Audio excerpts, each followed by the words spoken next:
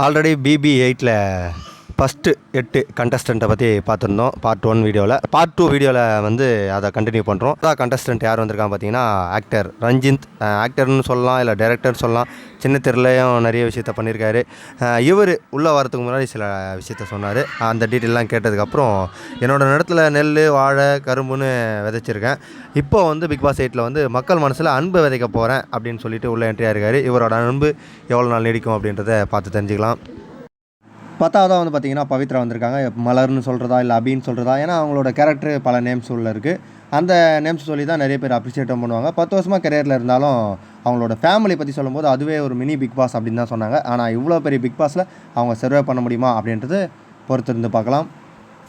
11ஆவதாக வந்து சௌந்தர்யா வந்திருக்காங்க பெங்களூர்லேருந்து. இப்போ சென்னையில் இருந்தாலும் அவங்களோட வாய்ஸ் தான் இன்செக்யூரிட்டி அப்படின்னு சொல்லிட்டு அவங்களே சொல்கிறது வந்து ஏற்றுக்கிற மாதிரி இல்லை என்னையை பொறுத்த வரைக்கும். இப்போ இருக்கிற காலகட்டத்தில் அதெல்லாம் ஒரு விஷயமே கிடையாது. ஸோ அடுத்தது என்ன பார்த்தீங்கன்னா, அவங்கள ஸ்கூலு, காலேஜ் இவங்களோட வாய்ஸை வச்சு புல்லிங் பண்ணியிருக்காங்க அப்படின்ட்டுலாம் அவங்களும் சொல்லியிருக்காங்க.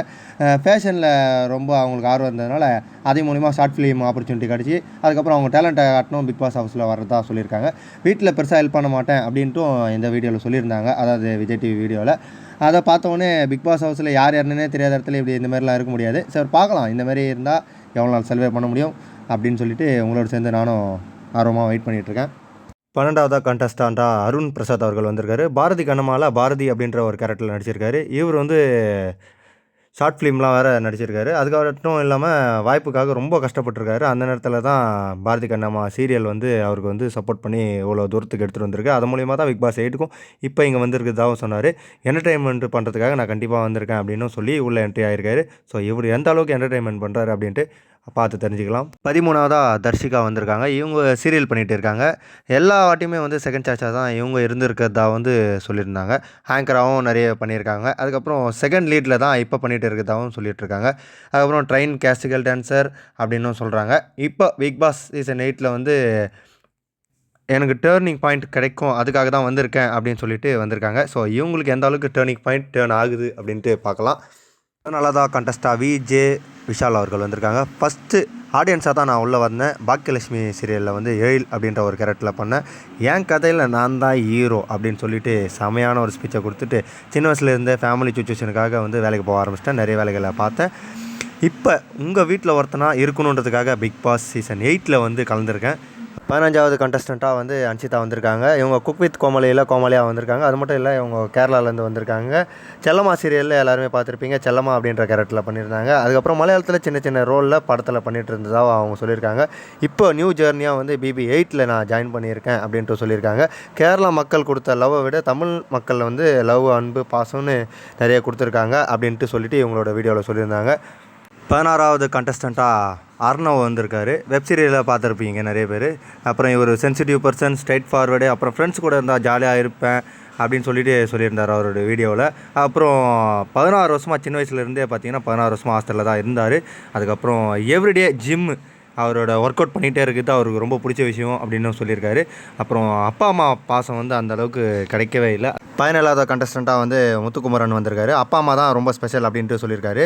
காசு சம்பாதிக்கணும்னு சொல்லிட்டு சென்னைக்கு பையை தூக்கிட்டு வந்தேன்னு சொன்னவர் சோசியல் மீடியாவில் வந்து எக்ஸிக்யூட்டிவாக இருந்தார். அதுக்கப்புறம் ஆங்கராக இருந்தார். அப்புறம் வட்டார தமிழ் நல்லா இருக்குன்னு சொல்லிட்டு அதில் ஒரு ஷோலையும் கலந்துக்கிட்டு நல்லா பேர் வாங்கினார். இவர் பேசுகிறத பார்த்தா முக்கியமான பிளேயர் பிக் பாஸ் சீசன் 8ல் கண்டிப்பாக இருப்பார் அப்படின்ட்டு நான் நம்புகிறேன். அதுக்கப்புறம் பார்த்தீங்கன்னா 50 லட்சம் ஜெயிக்கிறது பிக் பாஸோட எண்ணம் அப்படின்னு கிடையாது, மக்கள் மனசை ஜெயிக்கிறது தான் உண்மையான வெற்றி அப்படின்னு சொல்லிட்டு இவர் பேச ஆரம்பித்தார். ஸோ அவர் பார்க்குறப்பே பேசுகிறப்பையும் ரொம்ப ஸ்மூத்தாக தெளிவாகவும் இருக்கக்கூடிய பர்சன் அப்படின்னு நான் நினைக்கிறேன். 18ஆவதாக வந்து ஜாக்லின் வந்திருந்தாங்க. இவங்க தான் கடைசி போட்டியாளர் பிக் பாஸ் சீசன் 8ல். ஆங்கராக வந்திருந்தாங்க. விஜய் டிவிலையும் இருந்திருக்காங்க. அதுக்கப்புறம் பார்த்திங்கன்னா பன்னூர் கிராமத்து பொண்ணு, இவங்க ஜாலியான பொண்ணு அப்படின்ட்டு வீடியோவில் சொல்லியிருந்தாங்க. 106 நாள் இதுக்கப்புறம் நான் பேசுகிறத நீங்கள் கேட்க போகிறீங்க, உங்களுக்காக ஐ ஆம் கம்மிங் பேக் அப்படின்னு சொல்லிட்டு இவங்க ஸ்டார்ட் பண்ணியிருக்காங்க பிக் பாஸ் சீசன் 8. சில சீரியல்ஸ் பண்ணியிருக்காங்க. கோலமாவு கோகிலாவில் ஒரு கேரக்டர் பண்ணியிருந்தாலும் இந்த பொண்ணு ஓகே அப்படின்ற அளவுக்கு தான் மக்கள் மத்தியில் பிரபலமான மாதிரி அவங்களே சொல்லியிருந்தாங்க. எனக்கு ஓகேன்னு கேட்டு சலிச்சு போச்சு, சூப்பர் அப்படின்னு நான் கேட்டாகணும் அந்த வார்த்தையை. அதுக்காக தான் பிக் பாஸ் சீசன் 8க்கு நான் வந்திருக்கேன் அப்படின்னு சொல்லி சூப்பராக முடிச்சிருந்தாங்க அவங்களோட ஸ்பீச்சை. பிக் பாஸ் சீசன் 8ல் இருக்கிற எல்லா கண்டஸ்டண்ட்டோட டீட்டெயில்ஸை வந்து பார்ட் 1 பார்ட் 2 ரெண்டாக பிரித்து வீடியோ அப்லோட் பண்ணியிருக்கோம். இது 2வது பார்ட்டு. ஆல்ரெடி ஃபஸ்ட்டு பார்ட்டை வந்து அப்லோட் பண்ணியிருந்தோம். வீடியோ டிஸ்கிரிப்ஷனில் வந்து நான் அந்த லிங்கை கொடுத்துருக்கேன். பார்க்காதவங்க போய் பாருங்கள். அவங்கள பற்றி சிம்பிளான டீட்டெயில்ஸ் தான் கொடுத்துருப்பேன். அதனால் டைம் ரொம்ப நேரம் எடுக்காது.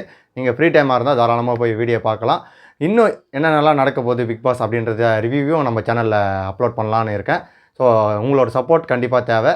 வீடியோ பாருங்கள், என்ஜாய் பண்ணுங்கள். நான் கொடுத்த இந்த வீடியோஸ் வந்து உங்களுக்கு கண்டிப்பாக யூஸ்ஃபுல்லாக இருக்கும்னு நான் நம்புகிறேன். ஸோ இந்த மாதிரி அடுத்த ரிவ்யூவில் உங்களை வந்து சந்திக்கும் முறை உங்களிடம் விடைபெறுவது உங்கள் மணிகாந்த்.